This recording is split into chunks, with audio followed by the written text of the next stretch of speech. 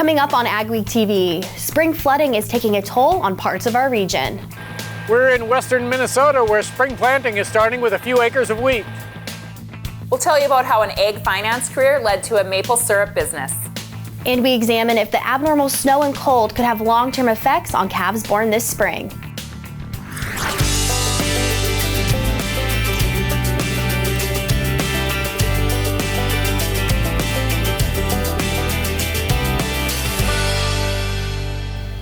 Welcome to AgWeek TV. I'm Emily Beal. Eastern North Dakota and northwest Minnesota are dealing with the effects of serious spring flooding. Heavy snow across much of North Dakota earlier this month, then heavy rains and a fast melt led to flash floods that overwhelmed several communities and swamped fields and ditches. North Dakota Governor Doug Burgum has declared a statewide emergency for the damage caused by the storms, which includes downed power lines that left thousands without electricity in the western part of the state. Flooding caused an unbelievable washout near Hatton, North Dakota. It took out part of a farm field and road. Steele County Drain Number 11 is usually an unassuming ditch along a township road, but now it's more like a canyon as long as a football field and 30 feet deep. The Water Resource District says this used to have a drop structure and a 48-inch culvert to move water downstream. Overland floodings. All of it. Little tiny creeks that usually run. Last year they were dry. This year they all ran off due to frozen ground. Took everything out. There's nothing there. You can't even see that the control structure was there anymore. Repairs will start once the water recedes. With many fields across North Dakota soaked in floodwater or even snow, it's hard to say when planting will get rolling, but it's slowly getting started in southwest Minnesota. Jeff Beach joins us now with this week's AgWeek cover story. Small grains are not commonly grown in southern Minnesota. But while others wait to plant corn, Jared Goplin got a jump on planting by doing some wheat. It's a really diverse state, and it's kind of fun to get out and talk to some of those people. Jared Goplin is an extension educator for the University of Minnesota, but he's also a farmer in southwest Minnesota. On this chilly day, he was planting wheat in mostly corn and soybean territory. There's not a lot of small grains in this area, so obviously with some of these cold temperatures, people are holding off on a lot of the corn, but with some of the small grains, they can take a little bit of the cool temperatures, so probably one of the earlier ones for sure. Goplin also raises some cattle, so by planting wheat, which matures early, after harvesting it, he hopes to follow it with an alfalfa crop to use as feed. He says other benefits of wheat are lower fertilizer, herbicide, and pesticide costs, and the added benefit of getting ahead of tough-to-control weeds. We've got one field that we've really struggled to manage water hemp and corn and soybeans, so figured let's plant some wheat there. You could get it planted early and you get it harvested before water hemp even produces viable seeds, so figured it was a way to kind of get on top of that. For now, most growers are waiting for warmer weather to really get things going. For the most part, I think if we can get those temperatures up a little bit, I think there'll be a lot of activity here, and we might even get things in a little bit earlier than normal, despite some of the wetness that we had last fall.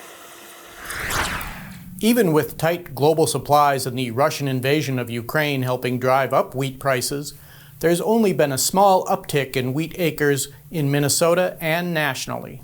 Thanks, Jeff. So far, the cold weather and wet fields have kept farmers from starting to plant.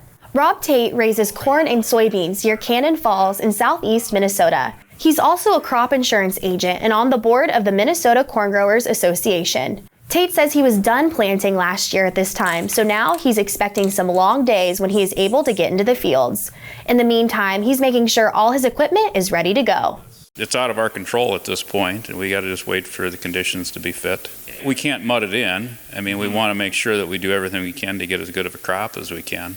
On the other hand, Tate says he's optimistic about corn and soybean prices despite the challenge of higher input costs. You can read more about planting delays in the next AgWeek magazine or at agweek.com. The U.S. Senate is looking for solutions to complaints about meat packer concentration around the country. The Senate Ag Committee held a hearing in Washington this week to hear testimony on the Cattle Price Discovery and Transparency Act of 2022. The act would establish minimums for negotiated sales and require clear reporting of marketing contracts. A North Dakota cattle producer who spoke at the hearing says she's not sure it goes far enough in protecting ranchers. We need to have more competition. This will hopefully help with that. We need to have more regional and smaller processors. But a Kansas cattleman believes the act would go too far. But ultimately, the power to control marketing decisions needs to rest in the hands of the producers and not tip additional leverage towards the packers, which is what these bills would do. The hearing also involved a separate but related bill known as the Meat and Poultry Special Investigator Act.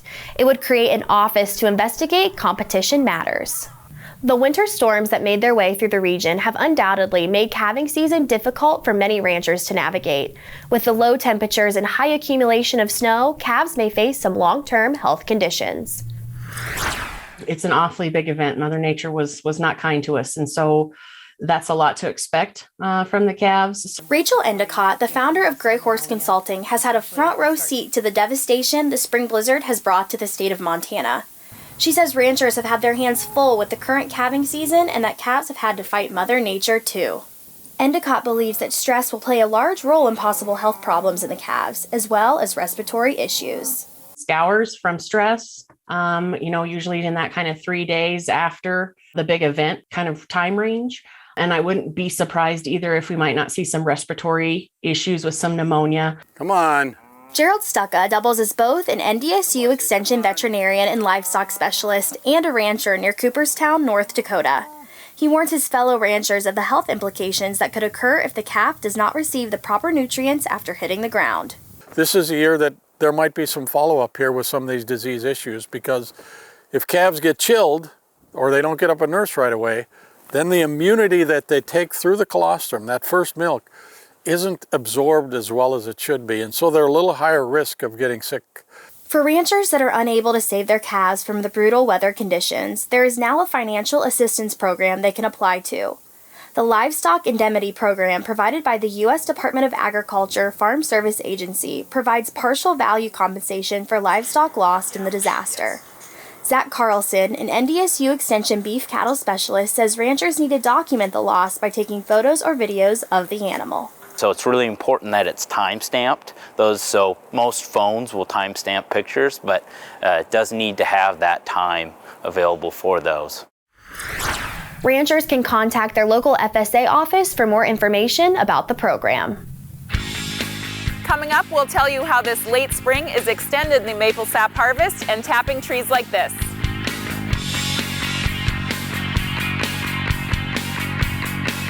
For home delivery of AgWeek, log on to agweek.com or call 800-811-2580. Last year's drought really cut into yields for some growers. Couple that with high and rising fertilizer costs, and that can lead to real problems for growers. But there is a solution. AquaYield products save you money because you use much less. If the average price of what you're going to use in the AquaYield products is anywhere from $12 to $15 per acre, you can compare that to standard fertilizers that would be up in that $50 to $60 per acre. AquaYield's efficiency comes through the use of nano-liquid technology. But we've had proof of where farmers can see a bushel increase. AquaYield is unique in that it can be deployed as a delivery vehicle into micro and macronutrients and other crop protection products a grower is already using. It protects them in the patented AquaYield nanoparticle. These tiny particles penetrate root and leaf tissue, improving absorption into the plant. Nano-liquid technology truly lets you use less and yield more. It's fun to sit down with the producers and go through the details of what nanotechnology is all about.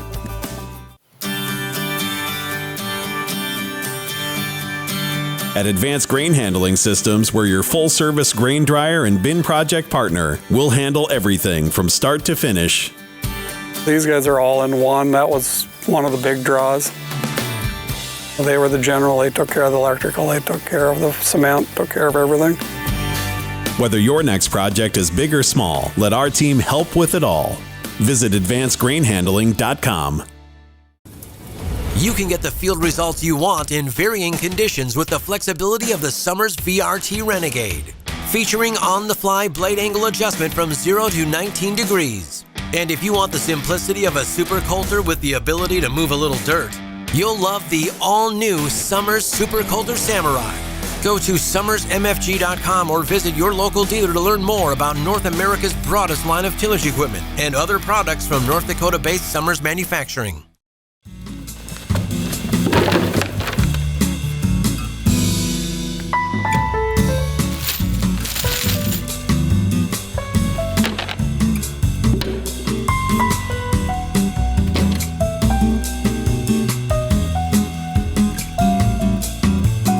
some things in life are hard.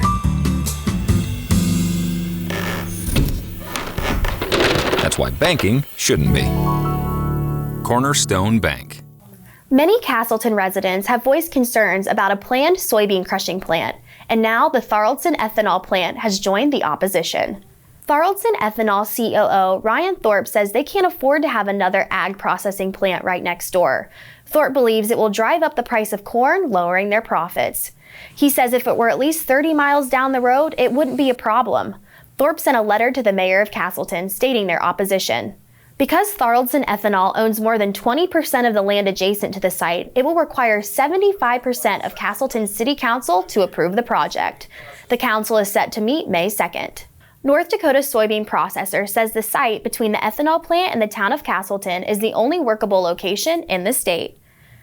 A family in Minnesota's Lakes Country has made a business out of harvesting maple sap and turning it into fresh maple syrup.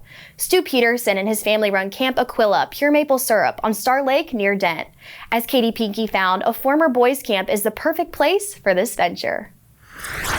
What started out as a hobby is now a successful agribusiness in rural Minnesota. The flavor of good maple syrup is uncomparable. Camp Aquila was a camp for boys from the 1950s to the 1970s. Stu Peterson and his wife Corinne bought it in 1983. It is 120 wooded acres with thousands of maple trees on most of it. We got trees. The Petersons started tapping the trees for sap as a hobby in 2000. And for 20 years, we were weekenders out of the cities. Well, I just want to check the barrel here to see how it ran overnight. We started tapping our first tree in the year 2000, and we started our own little food company. The Petersons Maple Syrup Company has just continued to grow since then. This year, they have collected and processed about 8,200 gallons of maple sap from 1,200 trees. That boils down to about 240 gallons of syrup. Our best year, I think we made 370 gallons. And they sell every drop they produce. Still, their operation is nothing like the major producers in Vermont and New York. We're small peanuts compared to the big producers. We're pretty labor intensive the way we do it, and it's what we can handle. It's sized for my wife and I. And the kids, when they show up, when the sap's running. Although Peterson didn't grow up on a farm, he did have a career in ag finance before buying the camp. He says he does have a few things in common with conventional farmers. A number of my former customers in my other life were the sugar beet operations. And so they've got their big sugar factory, and we got our little sugar factory. No one ever builds a sugar house big enough. They harvest in the fall, we harvest in the spring. Peterson says Minnesota has seen a huge growth in collecting sap as a hobby over the last few years. Just people tapping 5, 10, 15, 20 trees is just phenomenal. I couldn't begin to estimate how many there are, but especially in this area, a lot of maples, a lot of row parcels. Peterson says they maintain this as a natural woodlot with limited selective cuttings. He says attention to detail gives small producers like them an advantage over bigger ones. There's something about the trees in Minnesota, the sugar maples, and our soils. Minnesota producers do very well in the national and international competitions. Near Dent, Minnesota, this is Katie Pinky for AgWeek. The Petersons sell their syrup at about 30 stores around Minnesota. For more information, you can go to campaquilasyrup.com.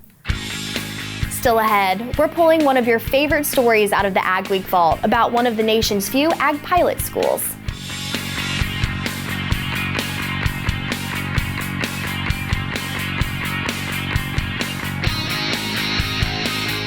Small or large, Superior Grain Equipment has the storage, conditioning, and handling equipment to fit any size operation with a wide variety of options and accessories, including our patented Blockbuster auger to help break up blockages over the center sump gate, and a full line of mixed flow grain dryers with even heating, excellent efficiency, and expandable capacities. Protect your investment and market your grain. Get superior quality, protection, and reliability with Superior Grain Equipment.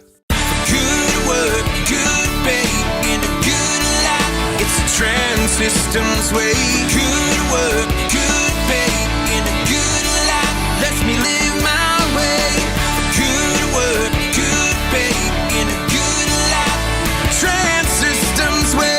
Good work, good pay, in a good life, it lets me live my way. It's the Trans Systems way. Good work. At Gateway Building Systems, we provide unmatched service to all of our customers. Butler Builder understands this. We combine creative design capabilities with superior workmanship to deliver optimal building solutions. Our team provides insight that takes you from the ground up to build your future. Gateway Building Systems and Butler Buildings are designed for strength, durability, and longevity. We are here to build your project and maintain it for the next generation. For over 130 years, Farmers Mutual of Nebraska has been providing protection from the unexpected. Farmers and ranchers choose Farmers Mutual insurance coverage for their industry experience, prompt claim service, and unmatched financial strength. Experience an insurance plan that's customized for your operation. Visit fmne.com to contact an agent for a quote today. Farmers Mutual of Nebraska, always alongside you. Every season has an end. After spending your whole life building something, it can be hard to move on to your next stage in life. But when that time comes, you deserve to have someone you trust guide you through the process. And by trusting us to pass on your legacy, it gives someone else the chance to create their own. Every auction has a story. Let us share yours. With heavy precipitation in the region lately, could there be drier days ahead? Here's John with our AgriWeather Outlook. The weather pattern is undergoing an interesting transformation, and a lot of it is based on this very wet weather pattern that has been centered in the northern plains. What had been a dry March has turned into an excessively wet, in fact, flooding April month in the northern plains in North Dakota, northwest Minnesota in particular. That has brought down a lot of cool weather, but that may be trying to change. In fact, this is really the focal point of what the next 2 months will be all about. The large-scale features around Earth are suggesting we are likely in for another, not necessarily drought summer, but warmer than and drier than average summer.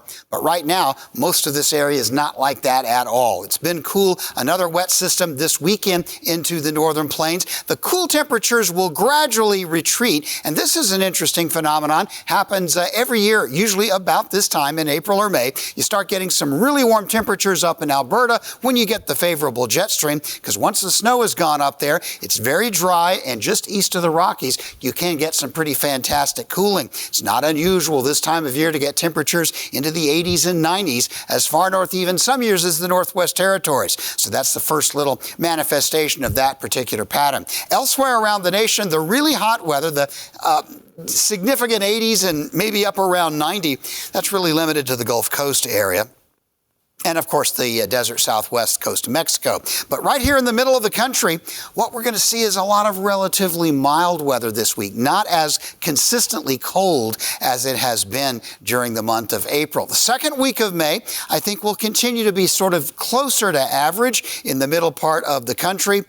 Some parts will be a little bit cooler. There will probably be a little bit of a warm-up at some point, even into western parts of North Dakota and eastern Montana, but generally a milder pattern setting up. Precipitation-wise, there will be rain in the northern plains this week. I'm thinking the focus of it will be a little bit further south. Pacific Northwest looks wet, Southwest looks dry. The second week looks fairly dry. That doesn't mean no precipitation, but it looks fairly dry in the middle, with the rain showers dropping to the south. We would need some of this dry in order to make this happen, which is the continued Climate Prediction Center's long-range forecast for June, July, August, which continues to call for a drier than average summer, northwest, north central, and central United States, with the wettest areas in the east.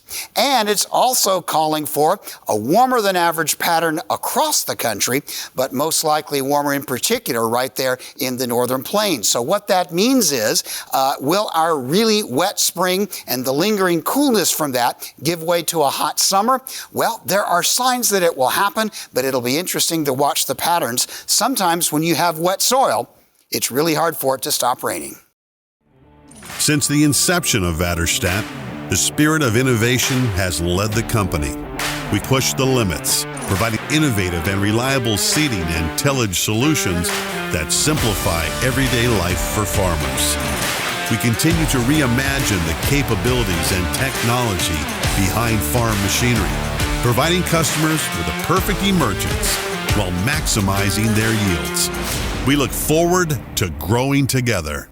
It's going to be an interesting year in agriculture. We have already seen the markets trade to new crop highs and levels not seen in years. There is uncertainty around the 2022 growing season. Will drought impact production? How many acres will be switched? And will demand remain strong? Are you getting the information you need to make the right marketing decisions? With the changing market environment, maybe it's time to change how you approach your grain marketing. Let Martinson Ag Risk Management get you the news that matters and a marketing plan that suits your needs. AuctionBlock.com. First with online equipment auctions in 1999. First in worldwide registered users. AuctionBlock.com. Online farm, construction, and transportation equipment auctions every Wednesday. Sell with the leader. Call Auction Block today, 218-483-7880, or visit us online at AuctionBlock.com. Saline can leave parts of a field unproductive, but now there's a solution. An Arizona company is taking technology developed for golf courses and using it to take salts out of the soil. Calcium's kind of the bully of the soil, and so it pushes off the other nutrients off of the soil colloids. We've taken areas that haven't produced a crop in almost 20 years and starting to actually get crops to grow back in those areas. We've got a number of areas where in the last 3 years, since 2017, to where we've taken fields from no production to basically full production today. It is worth the investment. I mean, we've got growth, we've got things that are happening. Because if we didn't do anything, we'd have nothing, and we'd be losing more, and it'd probably be leaching out further. Between the drain tile and calcine, you see now that we have vegetation. Stop by the International Crop Expo or the International Sugar Beet Expo and visit our booth, or contact Erickson Custom Operations for more information. AgWeek TV recently kicked off its 8th year on the air, and we thought it would be a good time to open the vault and take another look at some of our most popular stories from years past. One of those is the time Mickle Pates visited an ag pilot school in Madison, South Dakota. I was flying before my feet would reach the pedals. Morris Riggin has been teaching ag pilots since he was 19. He started flying about 10 years before that. I don't ever remember not being in an airplane. The Riggin family has been up in the air for about 100 years. Morris's great uncle was a World War I fighter pilot, and his dad, Wayne, was a flight instructor in World War II.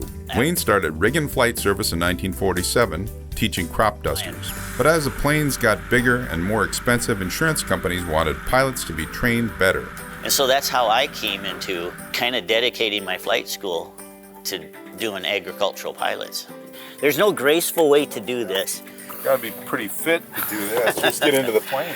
Ag aviation takes many specific skills for safe operation in a business with no margin for error. Especially with a loading airplane, because every time you turn, it's different. And we teach them the basics, how to go find the field, how to scout the field from the air. Then we actually teach them how to fly low. So this is the height, about 10 foot. There's just some people that when it gets right down to it, aren't cut out to fly low. You were talking about the ex-military helicopter pilots. He was trained as a medevac pilot. They go into hot landing zones and they're being shot at. We flew down across the field. I gave him a demo, right? And on the way back, he looked at me, he says, "That's enough of that." He says, "I've never been so scared in my life." Well, that was a nice little flight. Very smooth landing. Well, nothing that 40,000 hours won't teach you. For Ag Week, this is Mickle Pates at Madison, South Dakota. 4,000 ag pilots in the U.S. isn't nearly enough. The average age is 56, and at least 10% are retiring every year. Still ahead, Minnesota's State FFA Convention is back in person and bigger than ever.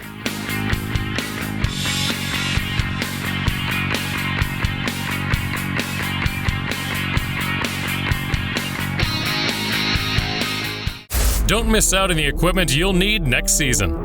Titan Machinery, your local Case IH dealer, has early order discounts on its full line of powerful, efficient, new Case IH equipment, including tractors, combines, and self-propelled sprayers. Get a great deal and ensure that you have the latest in productivity and technology. Supply chains are tight.